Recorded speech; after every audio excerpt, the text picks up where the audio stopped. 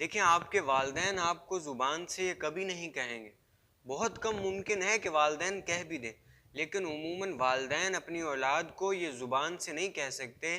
ایک والد اپنے بیٹے کو یہ کیسے کہے گا کہ بیٹا تم مجھ پر بوجھ ہو؟ ہمارے ہاں بسا اوقات یہ ہوتا ہے جب کوئی ایک بیٹا اسکول پڑھ رہا ہے یا کالج پڑھ رہا ہے یا مدرسے پڑھ رہا ہے تو اب اس کے سارے اخراجات جو ہیں والد کے ذمے ہیں۔ اس کے ٹرانسپورٹ کا خرچہ، اس کے آنے جانے کا خرچہ، اس کے کھانے پینے رہائش کا سارے اخراجات جو ہیں والد کے ذمے۔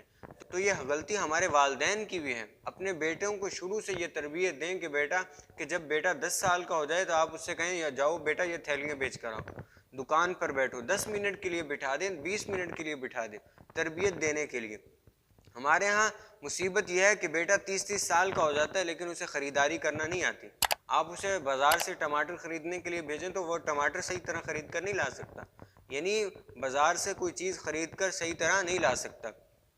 اور ہمارے والدین یہ فخر کر کے بتلا رہے ہوتے ہیں کہ ہمارا بیٹا اتنے ناز و نیام میں پلا ہے۔ بھئی ساری زندگی آپ ان کے ساتھ نہیں رہیں گے، ساری زندگی وہ آپ کے ساتھ نہیں رہیں گے۔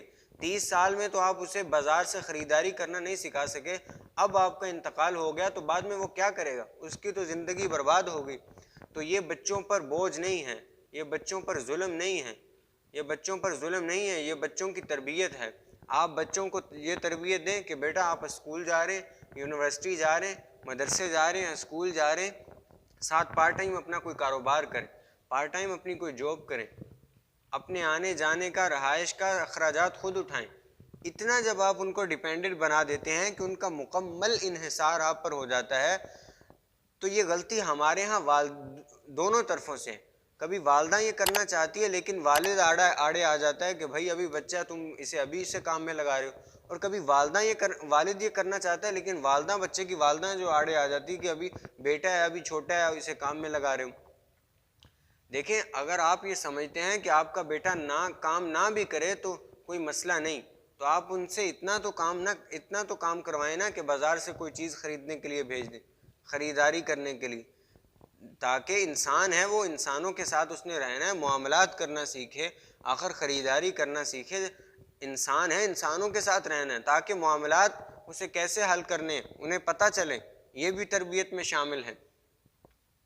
تو ہمارے نوجوانوں کو بھی چاہیے، چاہے وہ اسکول کے طالب علم ہوں، چاہے وہ مدرسے کے طالب علم ہوں، چاہے وہ یونیورسٹی کالج کے طالب علم ہوں، اپنے والدین پر بوجھ نہ بنے۔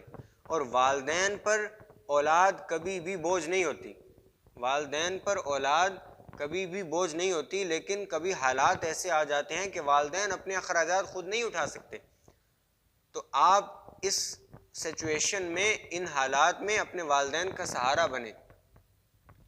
ہم یہ سوچ رہے ہوتے ہیں، طالب علم ہم لوگ یہ سوچ رہے ہوتے ہیں کہ ہم کالج میں پڑھ رہے ہیں، مدرسے میں پڑھ رہے ہیں، اسکول میں پڑھ رہے ہیں، تو ہم اپنے والدین پر احسان کر رہے ہیں، ہم اپنے ابا پر احسان کر رہے ہیں، ہم اپنی اماں پر احسان کر رہے ہیں، بجائے ان کا اپنے پر احسان ماننے کے ہم ان پر احسان کر رہے ہوتے ہیں، یہ سمجھ رہے ہوتے ہیں۔ تو یہ سیرت کا درس نہیں ہے۔